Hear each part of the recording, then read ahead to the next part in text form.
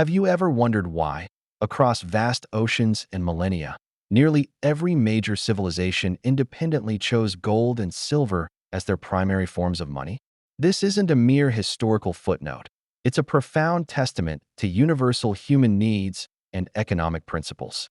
Join us as we uncover the remarkable story of how these precious metals shaped trade, wealth, and the very fabric of societies.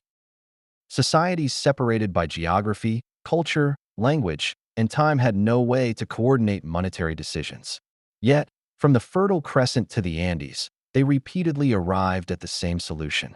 Understanding this phenomenon helps us see money not as a singular invention, but as an evolutionary response to fundamental economic challenges.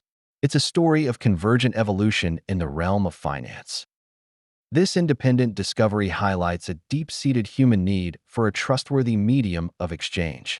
Early economies grappled with the inefficiencies of barter, which limited trade and hindered wealth accumulation. Gold and silver emerged as practical answers to these persistent problems, fostering economic growth and stability. Gold and silver were not spread through a single empire or ideology, nor were they imposed by a global authority. Civilizations across Europe, Asia, Africa, and the Americas independently adopted precious metals as money. This process, known as convergent evolution, describes how different groups developed similar solutions to the same fundamental problem. The problem was always the same: how to facilitate trade, store value reliably, and build trust in expanding economies. These metals offered a tangible, universally recognized solution. Their intrinsic properties made them ideal candidates for serving as a medium of exchange, a unit of account, and a store of value, foundational concepts in financial literacy. The historical record is replete with examples of gold and silver's monetary dominance. In ancient Mesopotamia, silver, often in the form of rings or ingots, served as a primary unit of account and medium of exchange long before standardized coinage. This facilitated complex transactions and early forms of credit. Ancient Egypt utilized gold and silver extensively for measuring value, even when barter remained common for everyday goods. These metals were crucial for royal treasuries, international trade, and as symbols of divine power and wealth. Their use underpinned the pharaoh's vast economic influence. In ancient Greece, the introduction of standardized coinage, primarily silver drachmas, revolutionized trade between city-states and across the Mediterranean. These coins, often bearing civic symbols, fostered economic integration and trust, enabling merchants to transact with confidence. The Athenian owl became a symbol of economic stability. Rome's vast empire was built upon the backbone of gold and silver coinage, such as the denarius and aureus. These coins facilitated imperial commerce, taxation, and military payments, extending Rome's economic reach across 3 continents. The stability of Roman currency was vital for its long-term power. Even in China, where other materials like copper and silk were used for currency, precious metals still played a crucial role in wealth storage and high-value trade. Gold and silver ingots were essential for large-scale transactions and as a reserve for the imperial treasury. Their presence underscored their universal appeal for significant wealth. This consistent pattern was no mere coincidence. It was a testament to the inherent qualities of gold and silver. These metals worked across diverse cultures because they met the functional requirements of sound money. Their physical characteristics made them uniquely suited for economic roles. They were durable, resisting corrosion and decay, ensuring value could be preserved across generations and long journeys. This made them ideal for long-term savings and intergenerational wealth transfer. Unlike perishable goods, they retained their form and utility indefinitely. They were divisible, allowing for both small and large transactions without loss of value. A gold bar could be melted and recast into smaller coins, or coins could be combined, providing flexibility for various economic needs. This divisibility was crucial for a functioning economy. They were portable, possessing high value-to-weight ratios, making them easy to transport across long distances for trade or migration. This facilitated international commerce and the movement of wealth, reducing the logistical challenges of carrying bulky goods.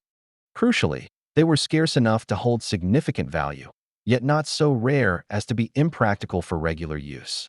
This natural scarcity prevented rapid inflation and maintained their purchasing power over time.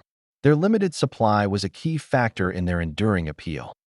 Finally, they were recognizable and difficult to counterfeit due to their distinct luster, density, and malleability. This inherent authenticity fostered trust among traders, reducing the risk of fraud. These properties transcended cultural and political boundaries, offering practical solutions to real economic problems. One of the most important advantages of gold and silver was their ability to foster cross-border trust. A merchant in one region could accept gold or silver from another without sharing a common language, legal system, or political allegiance. The metal itself became the universal agreement, a tangible promise of value. This intrinsic trust allowed trade networks to expand far beyond local communities, connecting disparate civilizations through commerce. It reduced transaction costs and risks associated with unfamiliar currencies or unreliable promises. Gold and silver acted as a universal language of value, facilitating unprecedented economic integration. This global acceptance laid the groundwork for early forms of international finance and banking. It enabled merchants to finance expeditions, invest in distant ventures, and settle accounts across vast distances. The reliability of these metals was paramount to the growth of complex global trade routes. While gold and silver were universally adopted, their specific applications varied.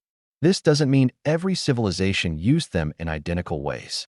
Some societies, like many in medieval Europe, emphasized silver for everyday trade due to its greater availability and divisibility for smaller transactions. Others used gold primarily for large transactions, international trade, or as strategic reserves held by rulers and wealthy elites. The Byzantine Empire's solidus, a stable gold coin, served as a global currency for centuries. Different regions adapted precious metals to their specific economic needs, but the underlying trust in their value remained consistent. The challenges of bimetallism, where both gold and silver circulated, often led to complex monetary policies and occasional instability. Governments sometimes debased coinage by reducing its precious metal content, leading to inflation and economic distress. These historical lessons highlight the delicate balance required for sound monetary management. This profound historical pattern challenges the modern notion that money is purely a social or political construct. Instead, it powerfully suggests that money evolves from fundamental human behavior and practical necessity.